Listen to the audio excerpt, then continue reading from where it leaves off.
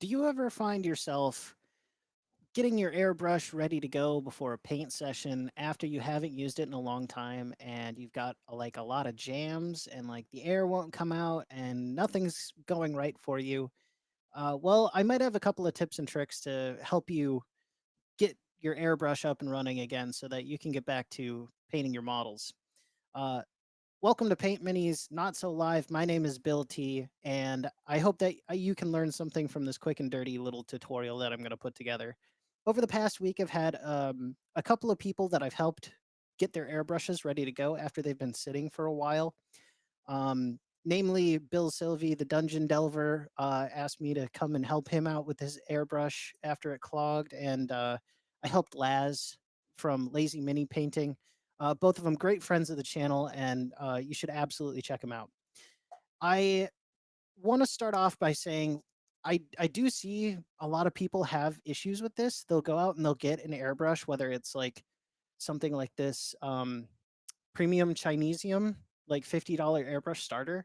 They'll use it really hard for like a couple of days and it'll work great for them. They'll have a lot of fun painting.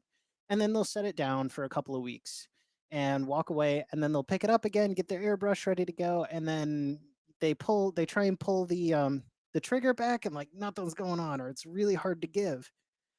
So um, that right there is kind of just a takedown and wash it out kind of scenario when those things happen. And I'm going to make a separate tutorial on exactly how to do that. But I wanted to nip it in the bud and kind of show you the prevention part of it first, and then go through the kind of takedown process that I do when cleaning really dirty airbrushes. Because I personally don't necessarily have the time to clean these airbrushes out on a regular schedule. I will usually do a deep clean like once every couple of months, but I do use my airbrush quite often. So for you, it may be like once a year if you're going to do a total deep clean, and I'll show you kind of how to do that in a separate video. This is the prevention part though. So if you just picked up an airbrush and you're just starting to use it, here is a great way to keep it clean after a session and to make sure that you don't end up with like a stuck needle in the future when you come back and use your airbrush again. You'll find that there are other content creators and other artists in the hobby space that are doing something very similar. It's pretty well known. Essentially, what I'm going to teach you today is going to be a color flush. So in between colors, this is a common thing to do, as well as just like at the end of a session. And you're kind of done, you're going to put it away. This is what I do personally every time I get done. And it saves me 75% of the junk that's going to be in there the next time you pick it up. So it's super helpful to at least get the ball rolling. You want to paint again, and you don't, want to have to go through a deep clean process. So step number one here is to kind of get to know a little bit about how your airbrush functions. And as a bit of a teaching tool here, I'm going to go ahead and share my screen if you can bear with me for just a second. All right, here we are. So this is the airbrush that I have. This is the Harder and Steenbeck Evolution from 1998 to 2023, this model series here.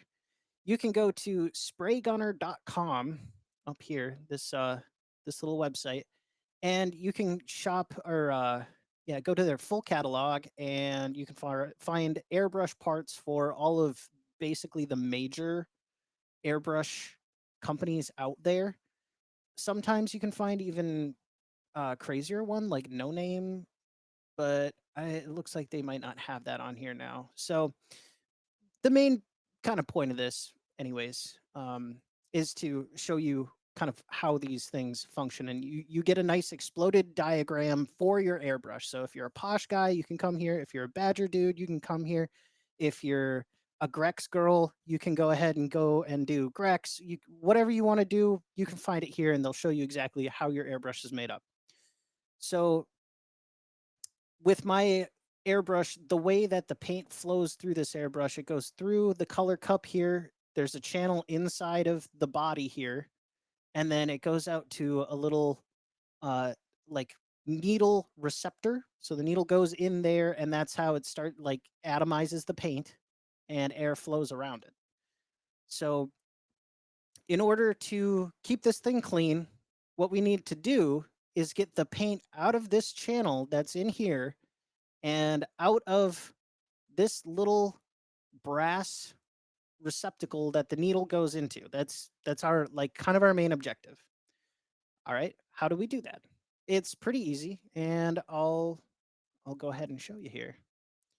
Let me just get rid of my screen share, and I'll bring up my desk cam. All right, so I've got my airbrush here. This is the um, Harder and Steenbeck Infinity like Kiev edition. It's a pretty nifty airbrush, and again, the paint goes from here and it comes out that end. I mean, it's pretty simple. A lot of people can get that pretty quick. And when we put the paint inside of it, all of the paint flows out that direction. So we need to get it back out of that direction. What usually use is like a tattoo artist's siphon bottle, I believe this is called. But you can find this on Amazon. It's usually under like tattoo artist squeeze bottle, something along those lines. Let's say we have paint in here. I'm not going to put paint in here, but let's say we have paint in here. The first thing that we want to do is not push more paint through the brush than we need to. So when we're done painting our models, I'll go ahead and I'll squirt some water into the color cup. There we go. We don't need a ton, just a little bit. I'll take a brush. Usually I'll use a brush that's a little bit more beat up, but I'll just use this one because it's at hand. And I'll take my brush and I'll swirl it around inside the color cup. And what we're trying to do in here is agitate the paint. We want to get the acrylic binder and the pigment like into solution, into the water. That's kind of what we're doing. And I want to get down into this cavity right here, this connection part. I want to get down into there. The reason why I'm using a brush and nothing else is because the needle is in there too, and I don't really want to damage that. So now that I have that, I'm going to take my discard cup. I just use a plain old Dixie cup. You can see how many times I've used it already. And I'll pour the water. I'll dump it out first. So go ahead, dump it out. And I'll repeat this process maybe like once or twice. It's pretty quick once you get the hang of it. So do that. Give it a little swish. The last one, usually I don't really give a swish. Um, but I'll go ahead and do that again. There we are. Okay. So now most of the paint's removed out of here. Most people, what they do, you know, they'll go ahead and just immediately go to the discharge cup. So a lot of people have these. I use it, but it's not for what you know, I use it at the very end. It's just a bit more cleanly, in my opinion. You don't necessarily need to use these, but you can just spray it into the cup if you want to. Just make sure you're in a ventilated space if you're using, you know, when you're using these products, which I happen to have with a vent over here. So moving on past some of the safety stuff, we've got most of the paint out of the color cup. Now we're worried about this channel here, where the paint actually goes. Okay, so I'll show you that right there. We're going to go ahead and put water into this again. So you're going to use up a decent amount of water, and the squeezy bottle kind of helps with that. Make sure that you don't make a mess on your desk. So we're going to go ahead and take a like a sponge or your fingers. I can do with my fingers with this kind of needle cap, but if you have something like this airbrush here where it's got basically no access to the needle easily by hand, you're going to want like a sponge or something. I just use these cheap makeup sponges. I'll use them over and over again, and I'll go ahead and pinch off the needle, and then go ahead and pull your or push your trigger down, get the air flowing, and pull back just slightly so you get some bubbles. You see that? Bubbles, bubbles, bubbles. Kind of like Finding Nemo. Yeah. I don't know. I'll work on my comedy, but we'll go ahead and bubble that for just a minute. There you go. Probably good enough. And what you'll find is after you've cleaned out the paint in the cup, and most of your water is coming clear out of the cup when you dump it, when you do this, there's a ton of paint that's going to backflow out of this channel that's in here, and it's going to come back up. So we'll dump that out too. Okay, good.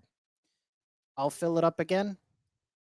Show you one more time, a little bit quicker this time. but yeah, here we go. Just putting some water in there. I'll squeeze, put pressure, trigger down, pull back a little bit. That'll go ahead and clean it out pretty darn good. All right. And why am I like putting this in a cup instead of spraying it out? Well, there's a lot of paint in there. There's a lot of paint in that channel. You'd be surprised how much there is.